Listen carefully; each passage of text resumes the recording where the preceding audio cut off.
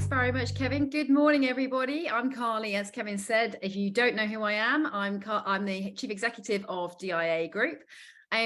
We did this presentation in part about a year, 2 years ago now. I think it might have been, how it might have even been lockdown back in the dark. Yeah, it was great lockdown time. Yeah. Very lockdown time, and we were then mainly talking about setting up a franchise.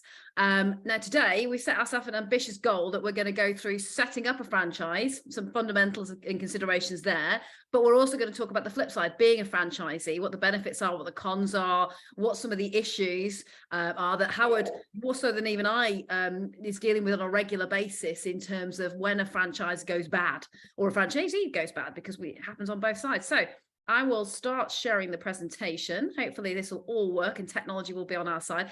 Just to let you know, if you want to react to what we're saying, Zoom now has a reactions button that you will see on the toolbar that's either at the top or the bottom of your screen. So you can say there's things like thumbs up, angry faces, all kinds of emojis are on there, and it helps us, find out whether you're enjoying it or making you angry or whatever. You can also ask us questions in the Q&A box, and Kevin and Howard will keep an eye on those and nudge me if there's things I need to answer, simply because once I'm showing the presentation, it's harder to keep an eye on those.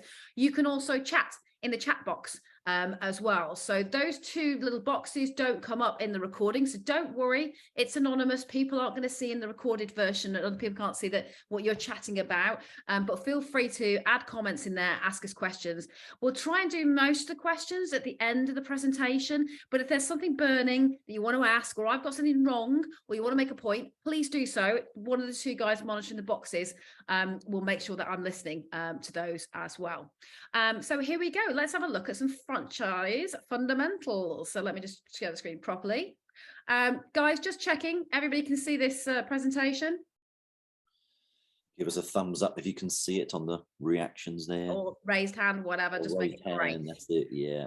If you are having any technical issues, then just pop it in the chat. That's great. Okay, so the aims of this webinar is we're going to start off with, if you are a driving school business and you're looking to grow, or you think what you do is so good that you want to share it with the world and bring in more trainers to train in your model, we're going to look at the considerations in setting up a franchise operation. And is it for you? What do you need to do? What do you need to have in place?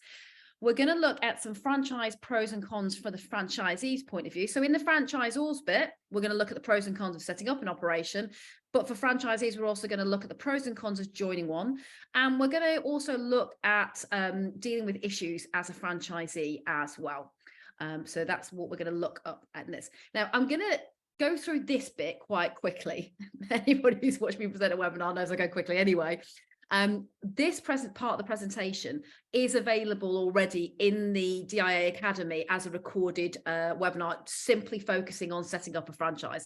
So if I do go through it quickly and you miss things, or you think I haven't covered things, this full presentation is done on its own in another presentation. So just looking quickly at the definitions for a franchise is a method where small businesses can extend its services quickly, cost effectively, without the burden of additional company outlets. And the right of a franchise is given by one business to another to sell goods or products, or the branding or the business format using its name. The franchisor is the person who does the franchising, so they're the individual company that sells or grants a franchising license, and the franchisee is the person that carries out the business on behalf of that franchise. Now, there's two types of franchise, so you may be either selling a product that the franchisor has delivered to you, or you're operating within a business model and under a brand that the franchisor is giving you the rights to do under a licensing agreement. So it's operated by an individual normally, or as a group, and trademark, branding and the business models of the franchise are often licensed as part of the agreement. And in exchange for the rights to use the franchisor's business model, i.e. to sell the product or service, the franchisor is normally provided with the training support, operational instructions, they're provided with branding, as I said before, maybe even products to sell. And the franchisee generally pays a franchise fee for these assets that they've got from the franchisor. There's normally a contract in place. That contract varies. We'll go into the details of that depending on the type of franchise and franchising agreement. And the franchisee essentially acts as an individual branch of the franchise company. They're not employees. The two primary franchise business models that exist mostly in the world today are a product distribution franchise. This is where a product is franchised to a company or a different company, and there's a supplier-dealer relationship of sorts. The franchisee can only distribute the products on an exclusive or semi-exclusive basis, whereas a normal supplier-dealer relationship allows a little bit more flexibility in that. And an example of a product distribution franchise are things like Coca-Cola and Ford, where the product is sold through different businesses. The business format franchise, which is the most common franchise model in the world, and particularly in driving schools, is where the franchisee is allowed to use the brand and trade name of the franchisor, but they're also granted access to a product distribution model, so all the marketing and all the business leads as well. McDonald's, for example, they say they're a business format franchise model only. Actually, I'd argue they're a hybrid because they provide product as well as the business model. But you'll have seen lots of business franchise models out there. And as I said, this is the model that most driving school franchises actually provide. So the franchisor, as in the person who operates the overall franchise, allows the replication of their goods and services under a license or contractual agreement. They charge the franchisee to replicate and deliver the service.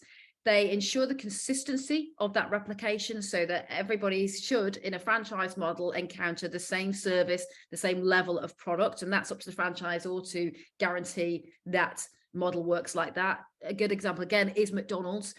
Most McDonald's in the UK and overseas are owned by individual franchisees, but your experience as a customer when you go in there is very consistent, regardless of the McDonald's that you go into. The products are the same, the service tends to be the same, all those kind of things.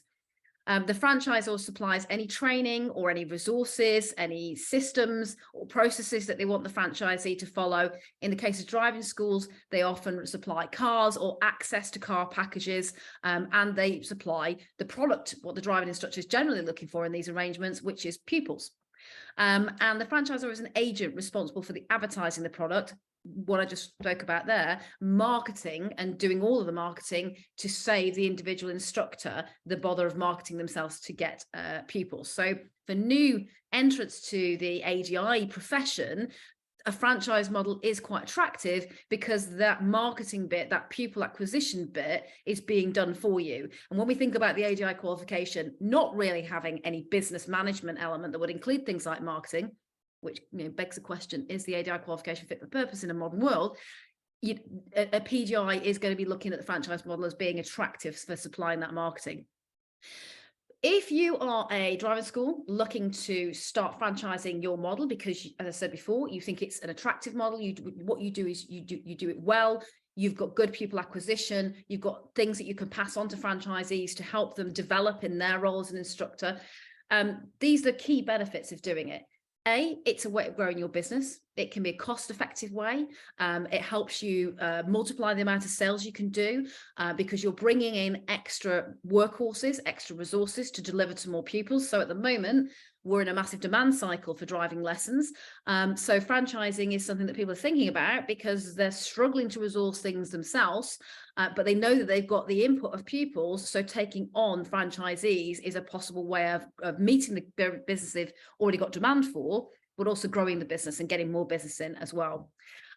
And ultimately, a lot of franchisors go into it because they're thinking of expanding their business, but even further down the line at exiting the business at some point. Growing your business via a franchise and having that kind of operating model can add a different level of asset to the business than just having a normal, straightforward driving school to it as well. If you've got a franchise operation as well, if you're thinking about selling the business, it makes it quite attractive in that respect. Costs, it's quite cost effective to run a franchise. Each franchisee is financing effectively through their fees, their own franchise outlet. The franchisee makes all the costs and collects the income. In some models, I know that's not the case for others. There's a lot of franchises that collect the income and then send it out to the AGI, removing some costs. But you receive the franchise fees and royalties or any markup on products sold by the franchisee as a franchisor. Easier management, I think some franchisors might argue that it's not necessarily easier management, but the way that franchises in general are sold, and not just in driving instruction, is the franchisees are fundamentally running their own little businesses within your brand, and then reducing the management demands placed on you. As I said, I'm not sure that always happens in practice. But if you've got the right franchisees, highly motivated, highly trained, and you've got the right processes in place so they can self-serve in things like, kind of administrative tasks, it should be easier to manage, and you're sharing the burden of delivering to your demand, the market demanding things from you, because you've got other resources that you can put the business out to.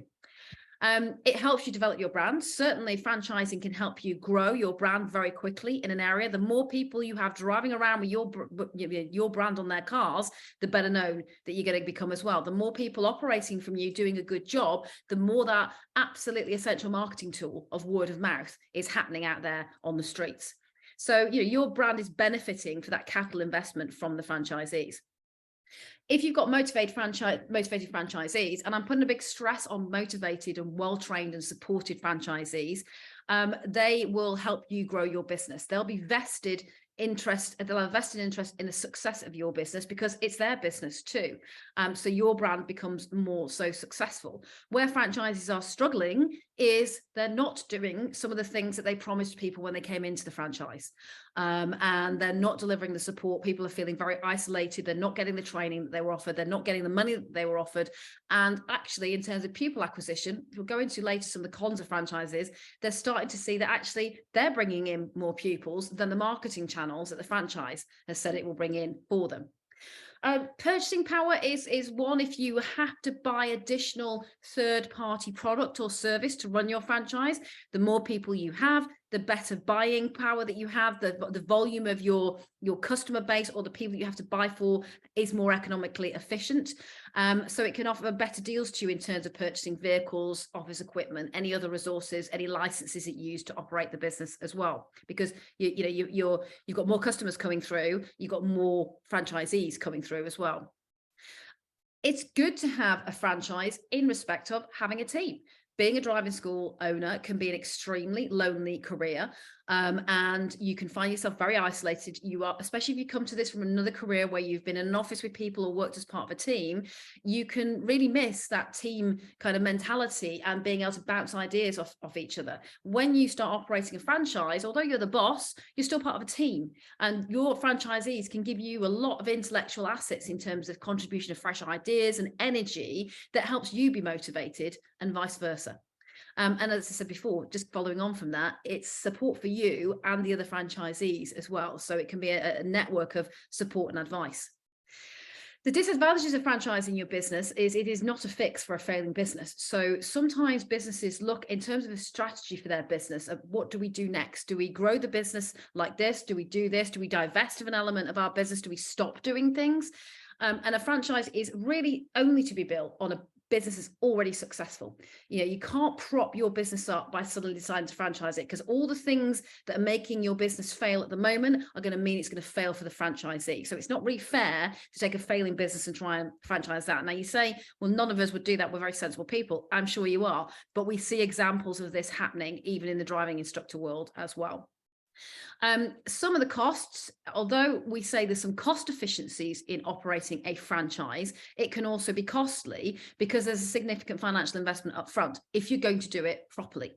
If you're going to set your business up to be shared with other people and to provide for other driving instructors, you're going to have to put some good foundations in there, and that could cost. So that could be investment in preparing legal documents like the franchise contracts, any resources that you're going to share with people. You might have done things a certain way when it was just you, but if someone's paying you a fee for assets like learning resources, you better provide that in a professional manner, because I'm paying you a fee for it, so I expect a certain standard.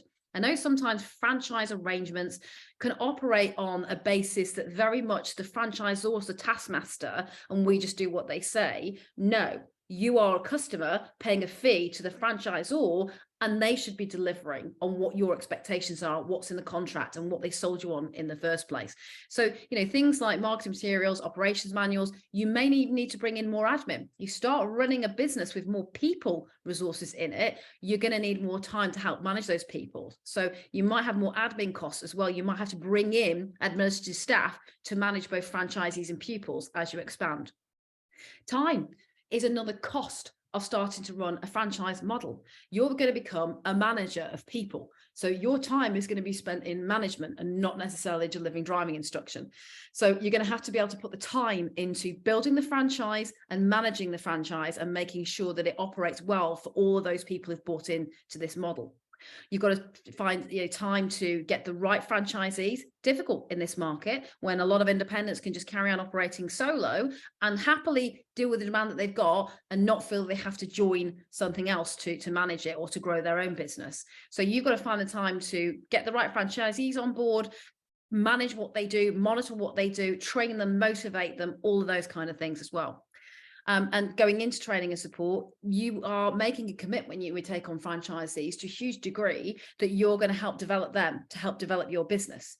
And again, just going back to what I said a few moments ago, one of the failings that we see and one of the queries and for advice that Howard will get and others who do the help desk is, I was sold into a franchise and one of the things I went into it for is the training and development, and it's just not happening. So, you've got to, if you're going to make that commitment to people, you've got to resource it properly and make sure it happens on a regular basis. And last point there, developing a franchise model and any growth of any business where you take on more people, you have more assets to manage, more services and products to deliver, you might not like the move away from being a trainer and having less time to spend on that and becoming more of a manager. The buck stops with you as well. So there's a lot of responsibility on your shoulders. So some people don't like the move, just like some people don't like the move away from being an employee to a business owner or employee to a line manager. You've got to really think through, do you want to take on all that responsibility and do you want to move yourself away from doing what you love if you're in training because you love actually delivering training to people? So those are some of the disadvantages. I'm sure people will have other disadvantages that they have discovered from becoming a franchisor. Happy that you share those in the chat. It's individual experience and it might be something that we haven't thought about. Some considerations in starting a franchise, kind of covered them really in previous slides, but these are kind of questions I would ask myself if I was starting to think about expanding my model by a franchise. Is this the right time? Are you in a position right now to be able to do this and do it properly? Have you got the resources? Have you got the support for yourself as you go through this process? Do you think you'll be able to get the best franchisees that you are absolutely dependent on to make your franchise operate properly? Have you got the right processes in place that wherewithal to set up a much bigger business? So there's a consideration for you. Timing. Do you need more people to help manage a franchise? So, start off with a good foundation. Don't just rush at this and think I can do it all myself.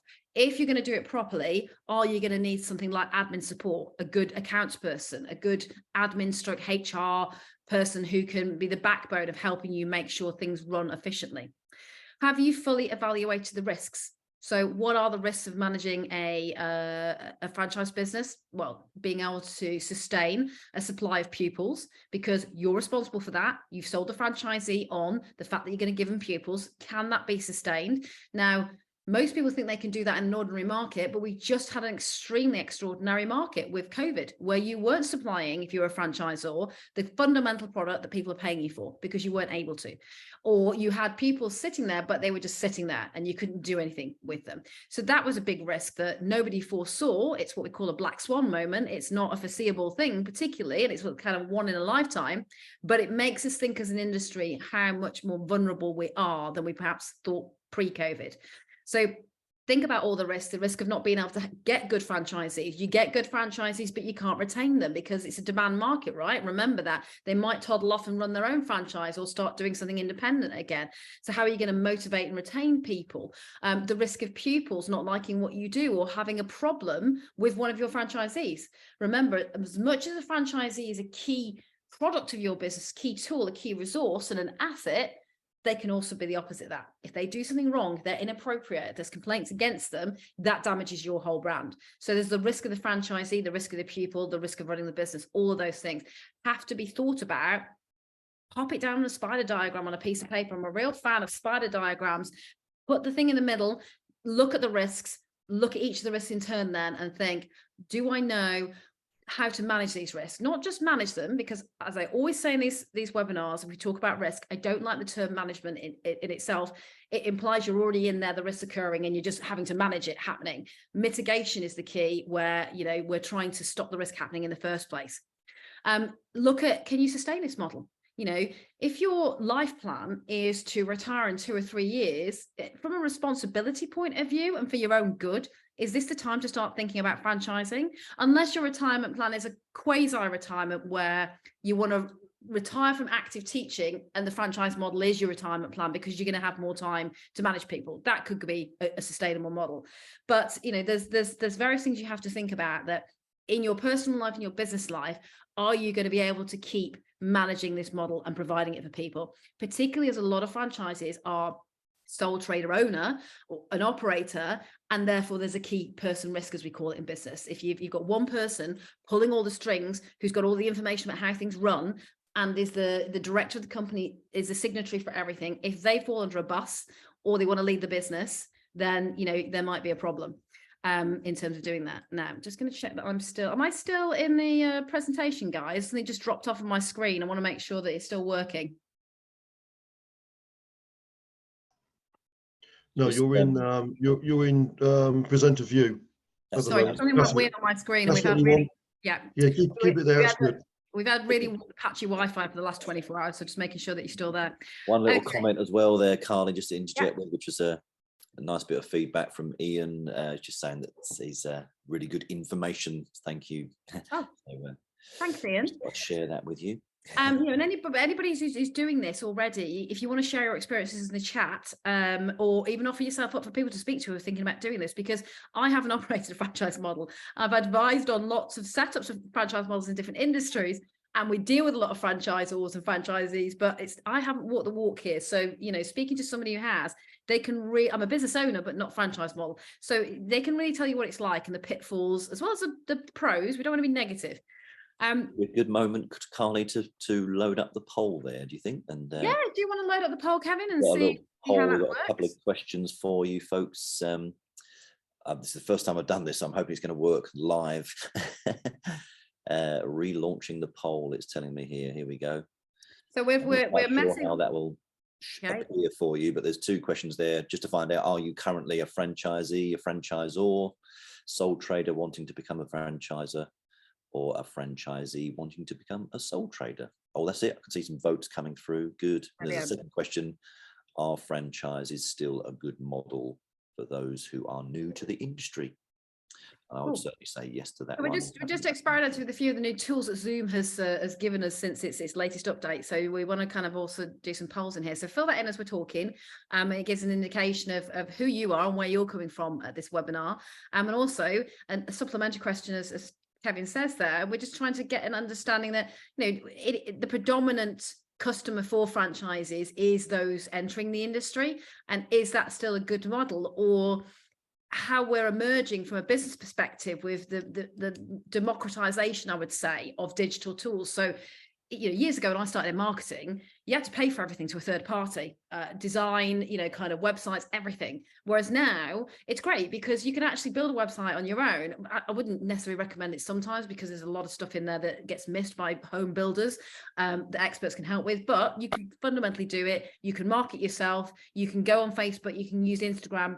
That, you know, they're free kind of channels of advertising that when I started out, I didn't have. I had to use, you know, traditional media. I had to pay for a lot of things. So, you know, one of the reasons people join franchises is because of the marketing opportunities and setting that going for their business. But if you can get a car quite easily now, get it branded quite easily, you can do your own pupil acquisition. You know, it is a franchise a model that, you know, all PDIs should be looking at, or is it something they can think about going independent from the get-go, more so now than ever? So just slightly interested in your views there. So key requirements in operating a franchise, getting towards the end of the franchise orbit here, then I'm going to get into the meat of franchisees. So some of the documentation you're going to need is contracts. So clear contracts. We'll talk about what should be provided by the franchisor in terms of that in a moment. Clear fees, clear, you know, listing of what are people in for? What are they getting from you? What are you expecting from them? Obviously, you're going to need ADIs or ADIs and PDIs. You're going to need trainers to resource your model, training facilities and equipment. It's got much easier post-COVID for everybody to do training online. And that was the benefit of COVID, if there ever was an arguable benefit of a pandemic. but we can train on Zoom now.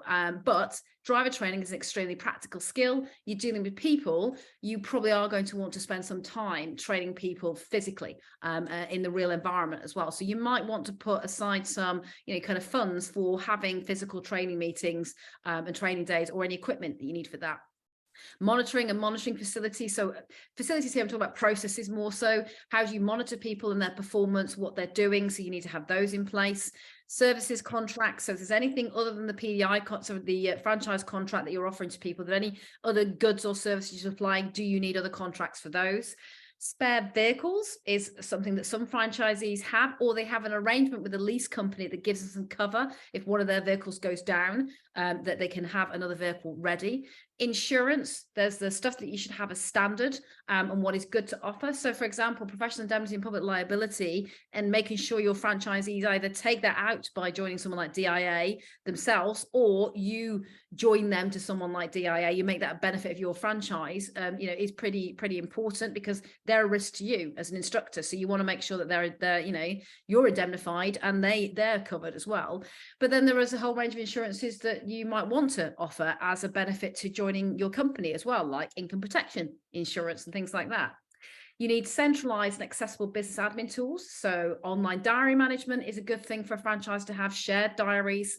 Some franchisees like the fact that they operate in a model where somebody manages their diary for them. So you've got to have a clear and easy to use tool. So that might mean some investment.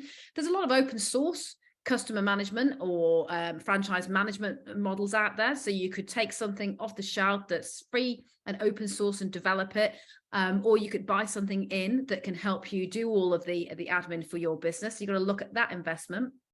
Marketing and branding materials, from the stuff that goes on the car to the websites to the stuff that's going to be used on Facebook and Instagram of the individual instructors. You've got to provide that branding kit to these people as well. You've got to provide the marketing vehicles and channels and be doing the job of a marketing director for your franchisees. Much as they'll have a part to play in marketing, they're all your brand ambassadors, and they've got to know that they've got that job, and that they're part of generating marketing. You've got to do a lot for them in that respect as well. You've also got to have strong brand guidelines in place. This is your brand. You've got to protect it. And as a marketeer, sometimes we can be seen to be a bit OCD about, don't use a logo like that. That's the wrong color. That's the wrong font. But that's because we've made an investment in this brand and we want to make sure it's consistently used. So you're going to give people guidelines about how they can use it. You don't want them to use it inappropriately. And obviously you've got to have people acquisition. You've got to be able to supply pupils to people. You've got to be able to manage those pupils with the ADI. You've got to allocate those pupils. You've got to deal with complaints. You've got to be the intermediary between the instructor sometimes and the pupil when there's a complaint, because it's going to impact your brand. And you've got to manage the supply fairly. We've had and seen instances of franchises, and Howard can back me up more so on this, where the franchise has taken on too much business. It's been guilty of thinking, well, it's a luxury problem. We'll take on as much as we can, make hay whilst the sun shines, and we'll make an undertaking to service that large contract there because it's the money, right?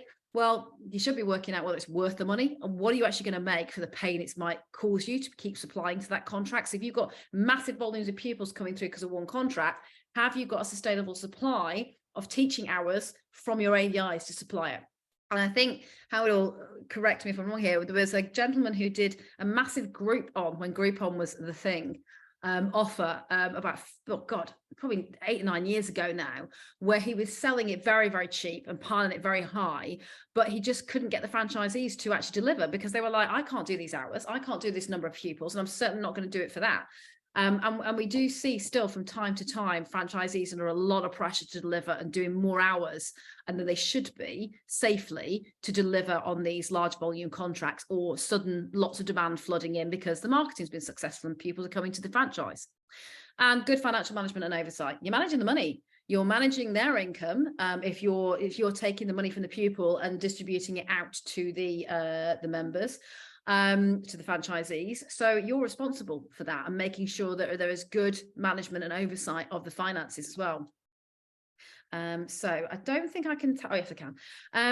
Carly, one little interjection there if I may, with a question that's come through. I don't know if you're going to be touching on it later, but Ian was asking that he's interested in the franchise sort of contract side of things, but Yeah. Should we perhaps park that one to the end, or what do you think? Well, no, I'm just about to slightly go into that one here. So what can a franchisee expect from the franchisor?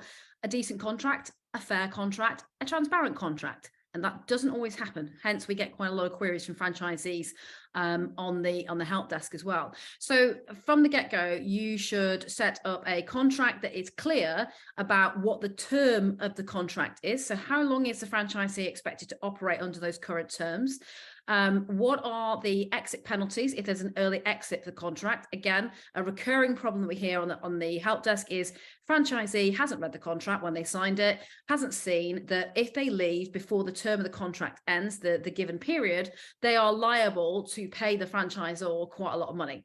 Because the franchisor is arguing that I've invested in you, and until this term that's stated in this contract is done, I don't think I'm getting my investment back from you. So I'm going to need to get some fees back from you. It could be also that there's assets supplied as part of the contract, i.e. a car that, you know, they are leasing from a third party. They need to make sure that they can get their money back from the franchise fees, continuing for the term of the contract, to ensure that they can pay their bills with the lease company they've taken on the responsibility for on behalf of the franchisee taking that particular car.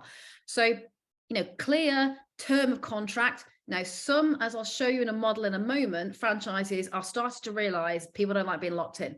People want to be in either shorter term contracts or not have a contract at all, which is an interesting model. Risky model, but if it brings you in more franchisors franchisees because they don't feel they have to commit up front, then it could be a way of getting better supply of franchisees as well. So, you know, term of contract's got to be in there, what you're supplying and what they can expect from you, and make sure that's realistic and achievable, because bear in mind, they're paying you a fee. They are a customer. You don't supply to them. They should come knocking on your door and ask you for some fees back. You know, we often see it's the other way around, but you remember your customer power if you're a franchisee. You know, what you expect from them should be very clear as well. So working hours, types of pupil, business model that you're operating, that they can deliver on it as well, and anything else that you require the franchisee to do to be in your business. Now, there are some good examples of franchise contracts that are generic franchise contracts online. So it's worth having a look at those, or, you know, talking to a lawyer. And I would have a legal advisor. If I'm starting to run a bigger business, I'd have a proper expert legal advisor to have a look at these documents, or use a legal portal where there's a lot of templates that have already been ratified by a lawyer, to use those as well. But I'd always get somebody to look over a contract before I supplied it to a third party to manage my risks, but to make sure that I'm being fair to the person I'm making a contract with as well. If there's any financing element of the contract, i.e. are you lending finance to people to be able to hire or purchase cars, or you're supplying an asset that has finance on it, and there's a separate bit to that should be in that document, or you create a separate finance contract as well. That I would probably avoid if starting up a franchise. I'd either let them use their own cars with your branding, or I would have a third party doing the leasing of the vehicles who are used to doing that and are covered by things like, you know, financial and consumer regulations as well. So there's come back on them rather than you if anything goes wrong with the car. And what I'd always say about any contract or any undertaking or selling anything to people is following Financial Conduct Authority principles, FCA principles, of being clear, fair, and non-misleading is always the way to go with any contract, for you and for the person that you're dealing with as well. And you know, and thinking about in the contract as well, is there anything else you require people to do or be? So, you know, do they have to be at a certain location? Do you want that in the contract? Do they have to work so many days a year? Should that be in the contract as well? So make sure that all the things that they are a risk to you of, in terms of them having these assets, or where they work, or how long they're going to work, or what you expect them to do in terms of hours, is all covered in the contract. So before I'd even get to a contract template, I would sit down again with my little spider diagram, and I would sketch out exactly what it is that you're providing and exactly what you expect from them, and all the terms, regardless of contractual terms, all the things that you want to have in blood, basically, from people. Because if they don't sign up to them and you don't have those clearly documented, then you're going to find it hard to enforce them when people start messing you around for any reason. So let's just go on. Another one question as well there, if it's a good moment, Carly, from Terry's, just regarding if there's any legal responsibility from the franchisor to conduct regular routine audits? Or is it just down to their own moral integrity, as it were? No. There isn't really franchising law that touches that in the UK. It will be down to the individual franchise to do that. It's good practice. I would be auditing or appraising. If you want to take more of an employee approach, appraising people, quality assuring what they're doing. Again, quality assurance is about managing the risk, right? If somebody's working for you under your brand, you want to monitor them and you want to intervene if there's an issue with the quality of what they're producing. You might want to put quality assurance measures in a contract, i.e. if it's a bit like, again, a contract where if it's clear, or when you supply a contract to an employee, you also supply them with an employee handbook. So DIA staff who are contracted all have an employee handbook as well as their contract. And the contract very much deals with days and times of work, what's expected of them, notice periods, all those kind of things.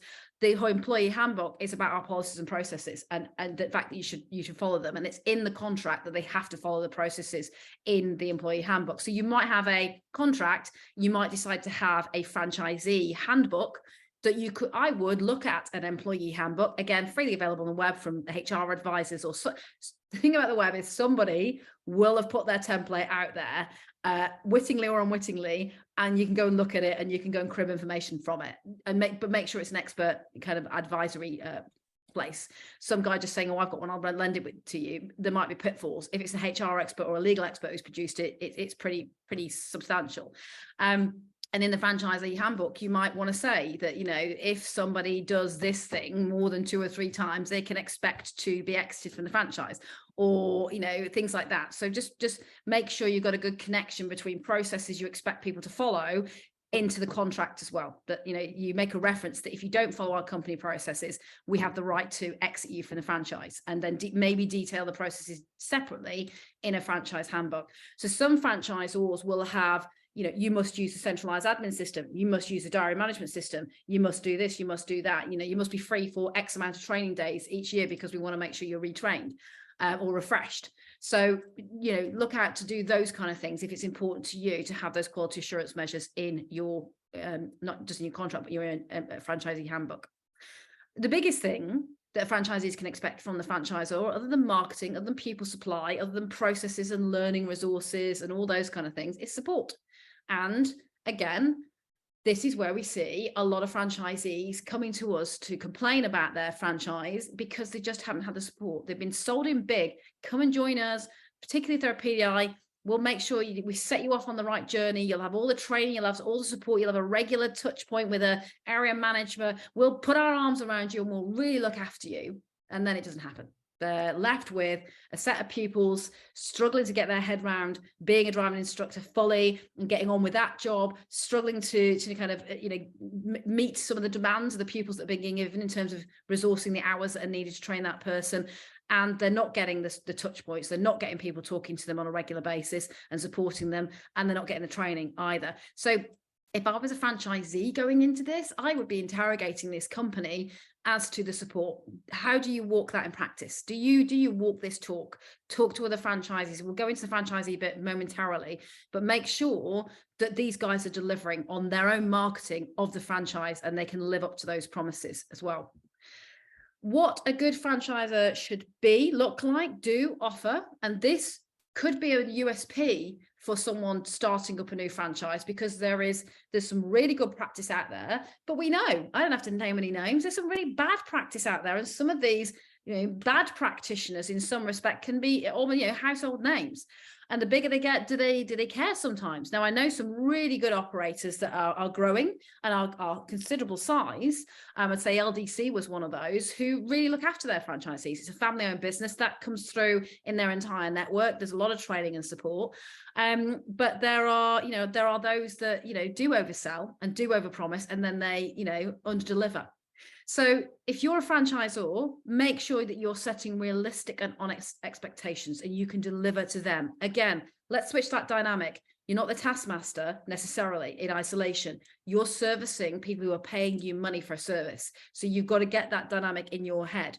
You know, I might be chief executive, but I'm servicing my members. Without them, I'm nothing. You know, we don't have an organization. And I apply the same approach to DVSA. You know, we're all customers of theirs. They're a regulator, but we pay them a fee for their regulation and their licensing services. So we've got to give feedback, and we've got to, you know, make sure they're doing what we expect in our side of things as well. So things like, if you're going to offer support and training, make sure you have a process and make sure you have the wherewithal to offer that support and training on a regular basis.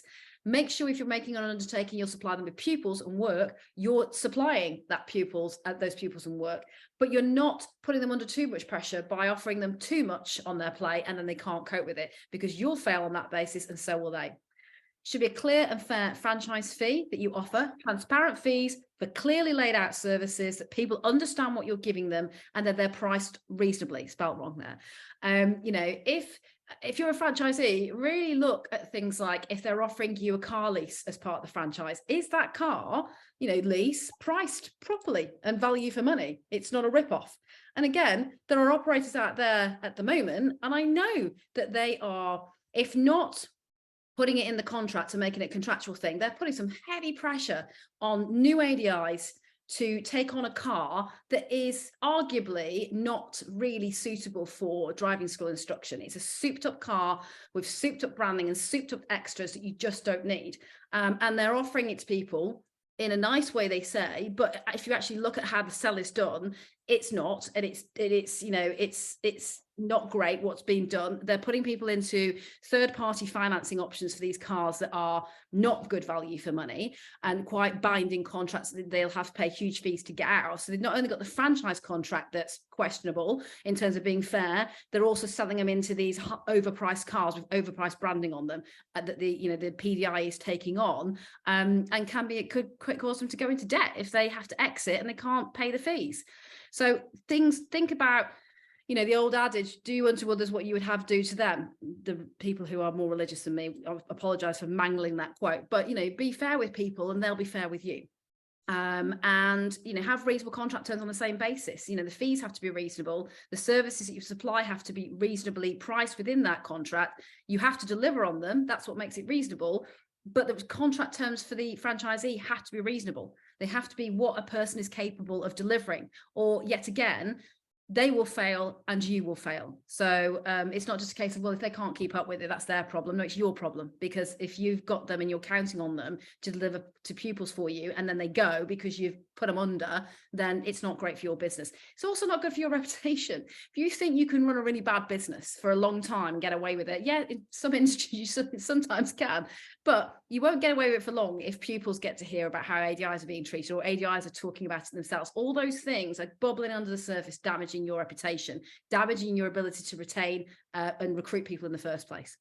So treat them fairly and respectfully.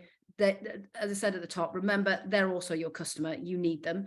And invest in franchisees, training, reward schemes, added benefits. You know, make them feel that there's a reason to stay with you. Make them want to stay with you rather than need to stay with you would be my advice. And as I said, I think offering some of these things, making sure you're a good franchisor and following through on those promises are USPs when we see that there are, you know, organizations that promise all of that but don't deliver it.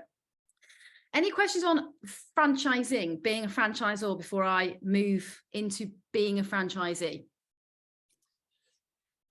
I've picked up on the ones that have been coming through, Carly, and shared them with you already, so there's not any others at the moment, but feel free, folks, if you've got any others. We will plow on then regardless, and we can interrupt me as I'm going. So benefits to being a franchisee. So you're thinking about becoming a franchisee. Here's some of the benefits. It's a just add instructor. So just add you way of stepping into the world of training. So when it's done right, you're going to get the supply of the vehicles, save you messing around trying to get that done. Sometimes a franchisor can get them at better rates than you would be able to do as a single instructor. It's the training, it's the development, it's the support. You're taking a leap off a precipice when you become an ADI fully, or you're working to be a PDI, and you're going out there on your own, which is, you know, not what everybody does when they start a new career. A lot of people are in an organization being trained and supported and developed. So it's very attractive to people to join a franchisee for those benefits. You can join from PDI stage and they can support you through qualification and licensing. You could decide to join it if you're, you know, an ADI that's been working for years, but it's just not working for you in terms of pupil supplies dried up, or you actually don't want to necessarily run an independent business independently anymore. You want to go in-house to a certain extent and have other people to help you with the admin, the diary management. You want an easier life in a way. As I said, they can often provide car and branding and access to other resources, saving you having to go out and look for it. They can get it at better rates often than you can. The example that I gave there is an unusual one of the in my opinion, the franchise are ripping people off. But you know, a lot of operators are actually doing this in a good way. Pupil marketing acquisition, we've said that enough in this session. Ongoing training and CPD. Teaching resources, so not really touched on this in much detail, but you know, if you're setting up a new business, one of the things you want to be able to provide to pupils is, you know, stuff for them to do at home and take away to deal at home, like online learning, theory test support, other learning resources. You know, for you to do all that and brand it up is a lot of work. The franchises often supply a lot of these kits for you to share with pupils. And there's various additional support services from accountancy to insurance. So again, they can access third-party products that you need at a better rate because they've got a volume of franchisees they're buying them for. So everything from motor insurance to accountancy services, to membership of professional associations, all of those kind of things are benefits of being in a franchise as well. And like just that feeling that is invaluable, really, apart from those people who like to work on their own. But a lot of people want to feel like they're part of something. They're part of something bigger. They feel motivated by being part of a brand, and they feel like they're being part of a team as well. It's not so lonely. Admin support is often a benefit as well. Most franchises will undertake your marketing, including advertising, website management, diary management, call handling, all of those kind of things. So you can purely concentrate, hopefully, if they're running the franchise well, on delivering good quality training and enjoying your time doing that as well. You don't have to worry about a lot of overheads in a franchise agreement. Your franchise fee often includes lots of overheads, such as the car, the admin system, the servicing, repairs and insurance of the car, and any other tools that you need to be a trainer. And as I said before, diary management is in itself, as part of admin, quite a good tool to have. Somebody taking the calls, booking them in, giving you your diary, and giving you your schedule. Some people like that stuff being effectively spoon-fed. There's nothing wrong in that. There's nothing wrong in knowing how your day is going to go and somebody setting it out for you. So a lot of people like the comfort of being in those kind of arrangements. Please feel free to put in the chat as well things that I might have missed are benefits, because those of you who have experienced it or run a franchise and know what your franchisees say, you'll know the benefits more so than I will. The challenges of working within a franchise, sometimes people feel like they're paying away in their fees or what they get back from their allocation of the part of the fee from the pupil that the franchise takes, that they're paying away a lot of what they're earning. And that question starts to be in people's mind. I'm providing the product here. It's my teaching, it's my style, it's my relationship building that is helping this brand thrive and bringing in the pupils from referrals. You know, their marketing's hardly ever brought me anyone in directly. If I talk to pupils, they're telling me it's because I personally was recommended by one of their friends, not through the franchise. So some people leave because they start to feel that they could do this bit better on their own. And they don't need to pay any fees off to anybody. They could just take the whole income themselves, and they'll take the pain of running the business to get a fuller percentage of the income. As we said before, training support isn't always provided as promised. People find themselves sold in with the promise of lots of support and a team around them, and then they find themselves out in the field on their own. The help desk issues that we've got, there's a pupil complaint, the pupil's threatening to report them to DVSA, there's no support, that it's not a HR team. And that's what people are surprised about. They think they're like going into a company like an employee, and that someone's going to swing into action if there's an issue. And no, a lot of franchises will recommend membership of people like DIA because we can provide that support, that defense when there's a problem. So, just check on, can they deliver on these promises? Talk to other franchisees. Is their experience good? Have they been supported when the chips were down? Have they had the marketing and the support there that they wanted? If there's been a problem with the contract and they wanted to leave, or they wanted to do something different in the contract, i.e. they want to work less hours, has that ever been a problem for them? Have they had issues with them? Are there reviews online about this particular franchise? Beautiful thing about social media is when you're in a discussion forum or a closed group or an open group or whatever, you can hit the top bar when you're in that group and the search bar function, and you can pop in something. So you say you went to Chris Benstead's forum. Is it still called I'm an ADI or PDI on Facebook, or is it Diving Structures? Yeah, whatever. Yeah. If you're in that group, hit the search bar, pop in the name of the franchise you're thinking of joining, see what people say about it, because that chat can be extremely revealing. And so a lot of franchises might not have Google reviews, but there will be chat in industry forums about a particular franchise. So you can glean a lot about how they are in the real world. Now, it's other people's interpretations, it's other people's opinions. It might be an unfortunate falling out of two individuals and one's got one view, one's got another. But if there's quite a lot of opinion that's bad about the franchise, I'd give it a swerve. Or ask them about it. If you still want to join them, put them on notice. I'm going to join you, but I've got some reservations and I need you to give me guarantees that this isn't going to happen to me.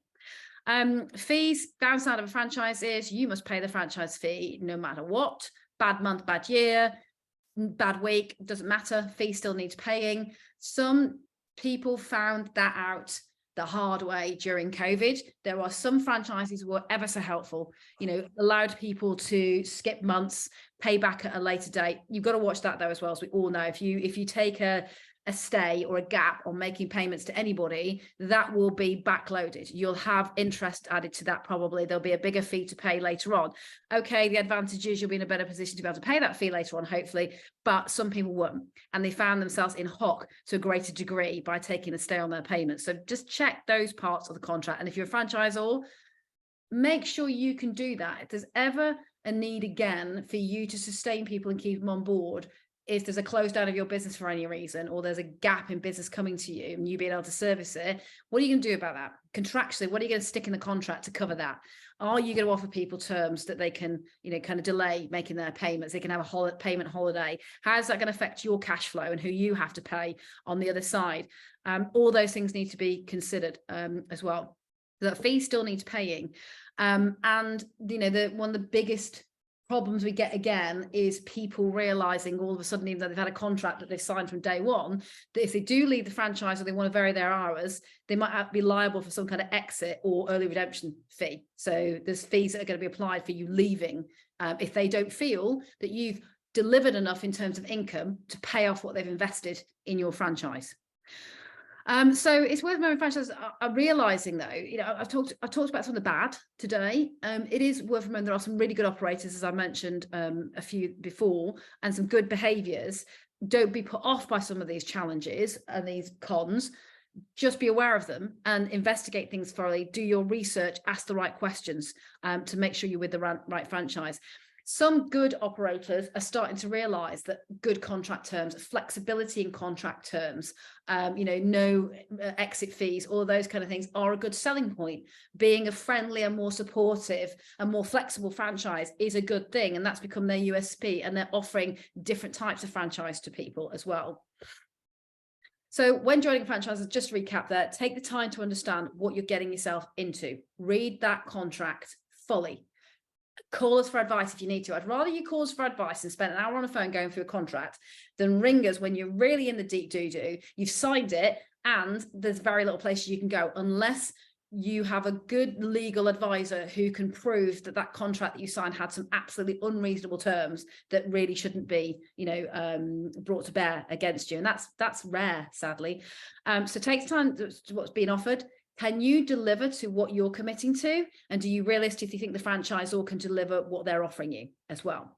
Do some research, already covered that one. Read the contract, seek advice. If the contract has things like specific terms, understand what the minimum term that you're committing to is, and what the exit fees we've talked about again, if you decide to go early, and is the pricing reasonable in that contract or in what they're offering, and is things like the car that they're offering or they want you to have and the branding of that car reasonable, or should you be able to either use your own car or access a cheaper car? Do you need a top of the range Audi with the branding all over it and a sports gearbox and all those kind of things? No, you need a car that's fit for purpose and to do the job, and you shouldn't be ripped off for it. So just be very careful that there's not things that are either in the contract that seem unreasonable, and that you do some shopping around for what you should be paying for these kind of elements. And that also there's nothing coming after you sign the contract that you're kind of committing to by becoming a franchisee, because some nefarious operators come after the contract and say, well, yeah, you work for me now and you've still got to do this, you still got to do that. And I can vary the terms of the contract whenever I want and change it, because that's in the contract, that I'm allowed as a franchisor to vary the terms of what you'll work and what you'll do. So check all of those kind of things out. And as I said, talk to other people who've worked for these people and see what they say about them. As I said, we're always happy to advise. I'd rather talk to you when you're thinking about it than be advising you because you're contracted to it and it's hard to get you out of it then. And you might have to spend a lot of money getting out of it, more so sometimes than the actual exit fees. This is how these guys get away with it, that they know it's so much bother for you to get legal advice and defend it or take into small claims or whatever, that sometimes people just roll over and pay the exit fees as well. So we talked about exit fees. It can be it's not just a fee, it's the way some franchisors act with franchisees when they're trying to get out of something. So that's a burden in itself. So I can tell you of cases that I've dealt with on the help desk. I've even been to, tribunal with, sadly, AGIs that have completely lost it. They're so stressed, they're so angry that they've done something regrettable. And the franchisor has seized upon that, probably with glee, even though they don't act particularly honourably, and reported them or encouraged others to report them to DVSA. And then that poor ADI has found themselves, losing their badge because they were just pushed to the limit. Now, you can argue, well, they should have been more professional, they should never have broken. But if you see the circumstances that build up to this situation, there's gaslighting going on, there's bullying, there's harassment, and the guy just tips over. So there's those kind of things that it's not only the fees you could be liable for, it could be actually the way that they treat you when you try and exit or reduce your hours or argue about the number of pupils you're asked to take on. Just be aware as well, even though you think you've done the hard work of sometimes getting the pupil through referral, not through the franchisor's marketing channel, and that you've actually done the hard work, and that's why that pupil is going out and bringing in more pupils to you, there will be stuff in the contract about who retains the rights to pupils. So if the franchisor can prove that the pupil has come via them and is on their books and engaged with you via the franchise, they own that pupil as far as the contract is concerned. So, they will have clauses in the contract that says you're not allowed to take these pupils, you're not allowed to approach certain pupils in certain areas, even for a period of time. A lot of employment contracts have this in as well for people who do sales jobs, for example, about, not taking customers with them or approaching customers for up to 6 months. Some franchise contracts have that in there as well. Flexibility issues. A franchise contract is a tie, it's a commitment. Your circumstances might change. You might want to leave, so you've got to consider what's the term of the contract, and am I happy to be committing to that term, that time period that I'm contracting for. And are the deliveries of pupils actually coming through? Are you having enough pupils? Will they deliver those, or are you having too many? Could you generate them yourself? As I said before, there's some more flexible thinking coming in the world of franchising. So it used to be a very straightforward one single track option of you're working for us fully, we'll supply the pupils, they're our pupils, we'll pay you a cut, we'll supply the car, we'll do everything. The good operators have realized over time, actually offering people flexibility and different models would be good. So you can just see here an example of a model. This is BSM's. It's freely available on the web. I haven't stolen it from their private filing cabinet.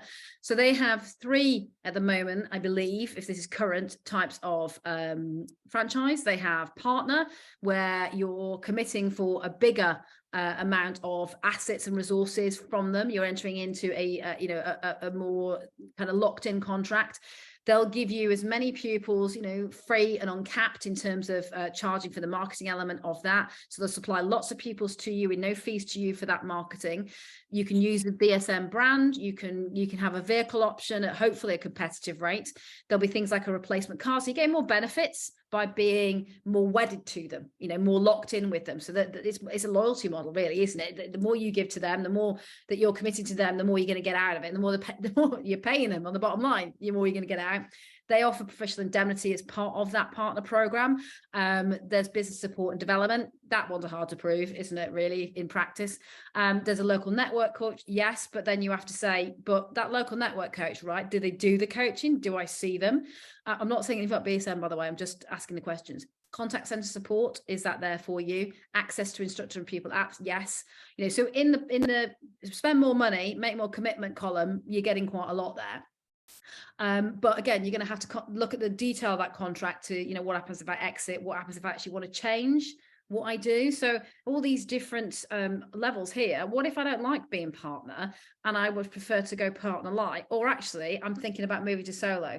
Now, the reason they're introducing things like solo, the more independent rate, is they realize that from a retention point of view, it's people going, I don't want to be so committed, and there's no other option than being committed, so I'm going to go. So they're actually offering people more flexibility and semi-independence to stop them disappearing off and being independent. So that's why solo has been introduced, because they've got a retention problem.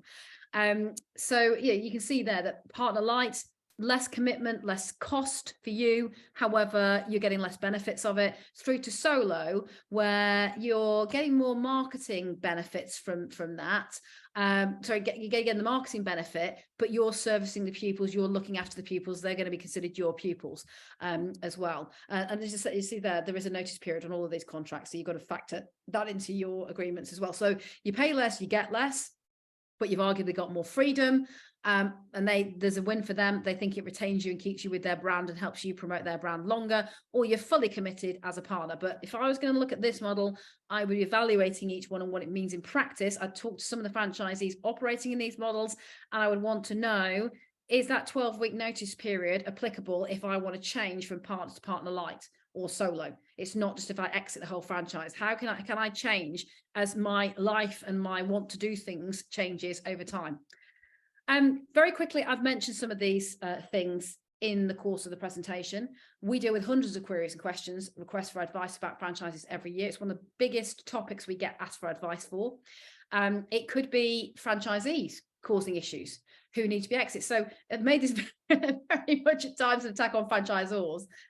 Pains to point out there's some really good franchisors, and franchising works really well for some new entrants to the market and other people who want more of a family around them.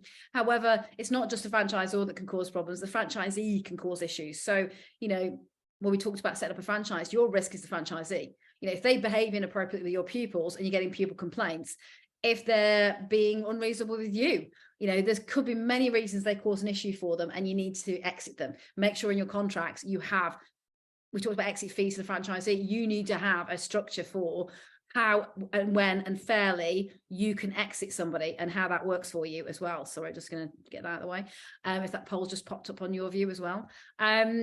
So, you know, look at exiting a franchisee. So make sure in your contract as a franchisor, you have the right to get rid of people and how you can get rid of them as well.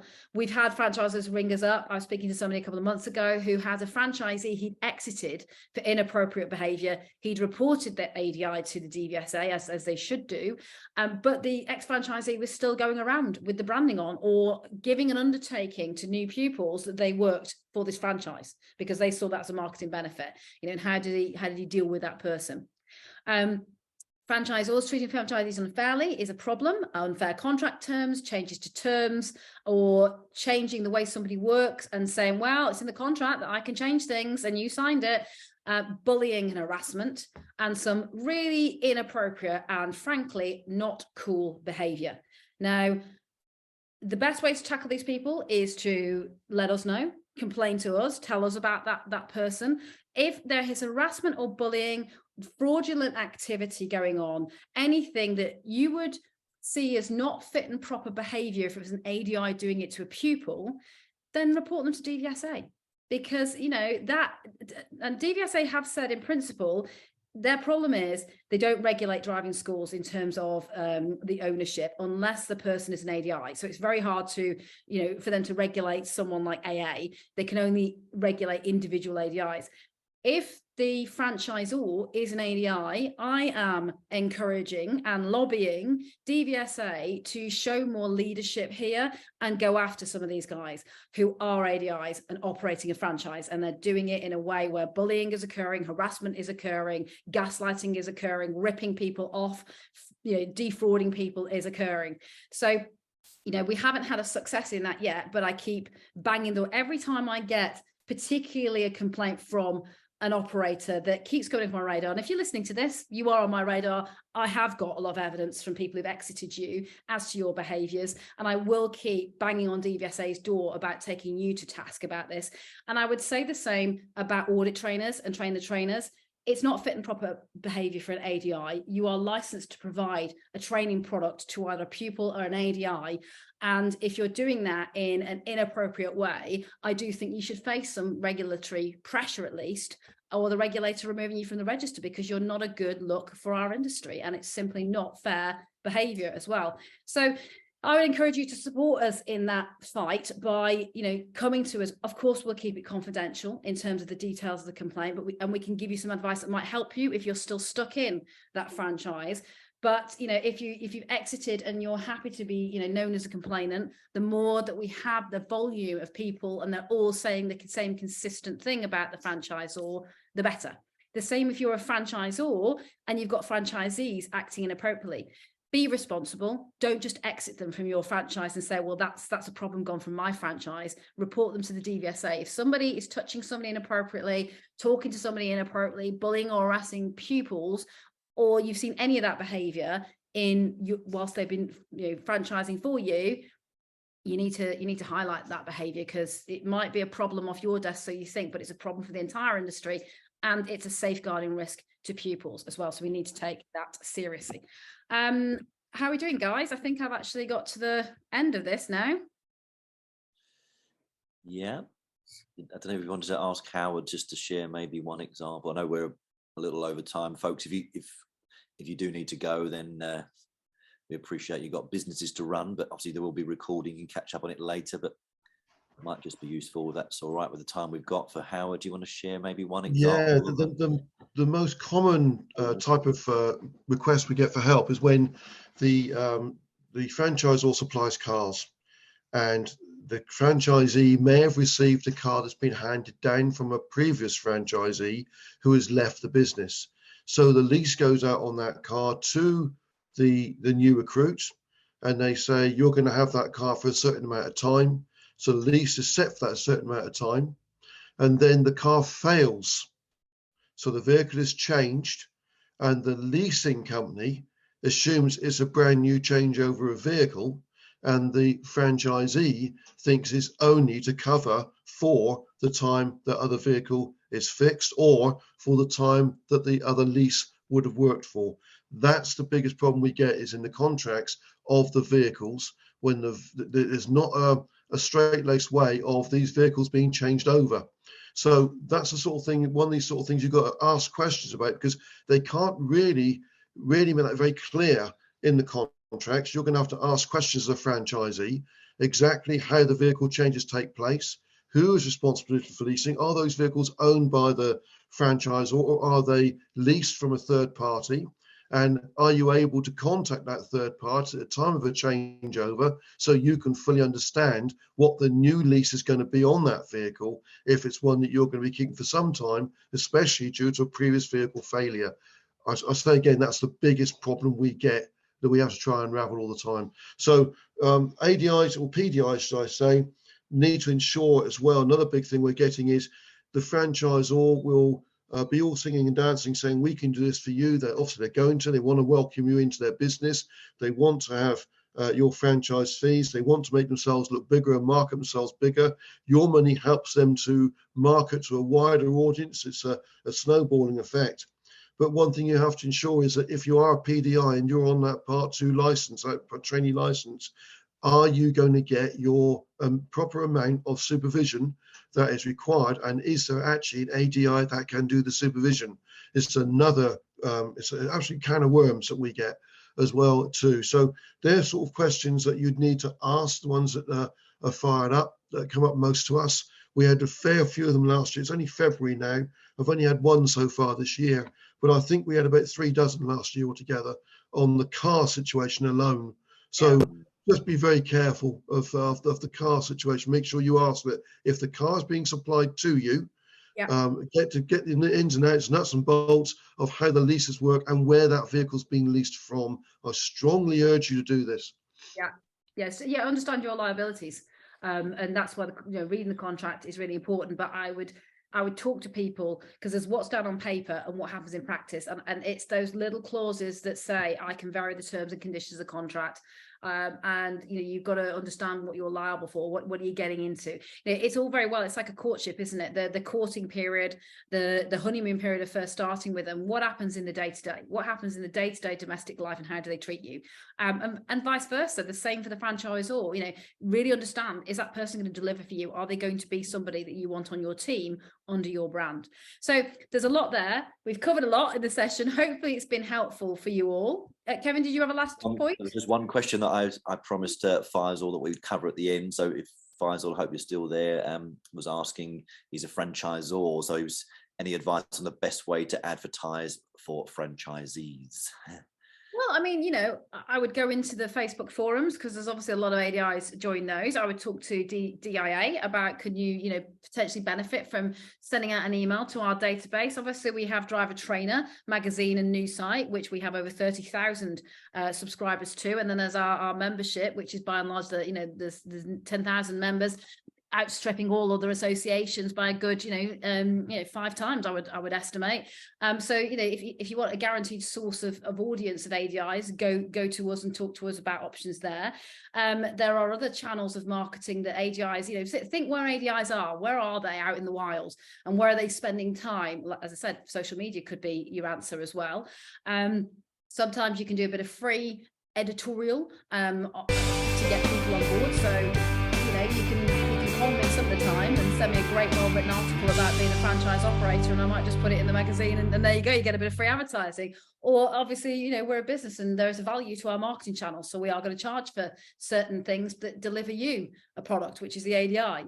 But there is other stuff that you can do to go out there and recruit people. It used to be test centers, you could kind of hang around and pick people up in the most legitimate sense of the word, but people aren't there as much anymore, so you might have to use digital means to get to people as well. You could spend some time going through Find Your Nearest and picking off people to approach and using that's going to take some time, unless you can. And I didn't say do this, but this is what some of the people do, is use a robot to go and scrape data off that. You can look on things like LinkedIn to find out, instructors in your area and connect with them via LinkedIn. LinkedIn, not massively used by our sector unless people are in fleet or looking for corporate customers, but there are driving instructors on LinkedIn. So you could try and find some people in your area. LinkedIn's got all kinds of sales navigator tools now to help you find contacts and connect with them. So there's a few off the top of my head ways of recruiting people that I can think of. But it's all very well going out there recruiting people. You've got to have something that's attractive. So when you go and talk to somebody, if you were pitching to me right now and you said, I want you to be a franchisee for me, well, what am I going to get out of it? And how do I know you're going to deliver on that? So think about the marketing pitch, the elevator pitch, once you've got someone's attention. Brilliant. Well, I think is that it in terms of questions? There's no more in the boxes there. So lots of good feedback though, so thank you. I've been answering that as we've gone along.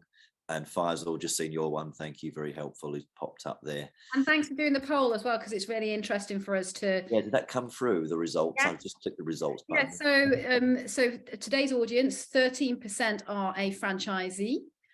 No, I took a punt, it'd be the other way around, didn't I? 60% are franchisors, or there's 13% of you are sole traders wanting to become a franchisor. And franchisee, 13% of you are a franchisee at the moment, but you're thinking about going independent. We may run some either taught live classroom or webinar, or we'll start going out on the road again. Now it'd be nice to see people again on becoming independent and what you need to do to do that, or also a workshop maybe on franchising where you can ask more questions and do more exercises. The second question that I was really interested to know about is, are franchises still a good model for those who are new to the industry, given that's the predominant fodder for franchises is new entrants? And people say, yeah, it's still, if they're run reasonably, I don't see why they shouldn't be a good model for people. But 93% said yes, 7% think no, they possibly they could go independent earlier with a bit more kind of support. But yeah, there you go. That's the poll. Thanks for answering that as well. Add to that, that's when I first was an instructor, I went with a franchise, so I think it's a good way to start. As you find the ropes, find your feet. Brilliant. Thank you everyone for your feedback. Lots of good feedback there. Everyone's found it very helpful. Thank you, Carly. Thank you, Howard. And a reminder that this will be has been recorded, so you can catch up on it again on YouTube, our YouTube channel. And We we'll, have got a. Oh, sorry, Kevin. Go on, Carly. My enthusiasm, just before I forgot, we'll be publishing a calendar of forward webinars. Say that, yeah. Sorry, beat you to the punch there. Kevin's got this job. I'm talking about something I don't have to do. But yes, so there's that. So there should be more franchise, more webinars going on. But whilst we can think of lots of things to talk to you about, and we'll try and read the rooms, please tell us if there's a webinar that you'd like us to do, because that really helps us make sure we're being customer led, not just putting on what we think you like. The other thing is I've started a new program called DIA Motormouth. I wonder who that applies to, which is me and some other equally chatty and opinionated guests talking about real issues. Now, in a webinar, we're normally quite polite, we're quite studied, we're focused on education. Motormouth is about deconstructing things, having a go, having a debate, having a good old ruck. So the first one of those has been done. We talked about New Year's resolutions, what the DVA should be doing this year. Those kind of things with Graham Hooper and Chris Benstead, who you may know. The next one I'm scheduling up for end of February, 28th of Feb, hopefully, soon be advertised. It's going to be the ADI qualification and training pathway. Is it still fit for purpose? What should we be doing about it? And how should we be managing ADIs in terms of their performance and development once they're qualified? Should we be revisiting the whole thing? And that's it.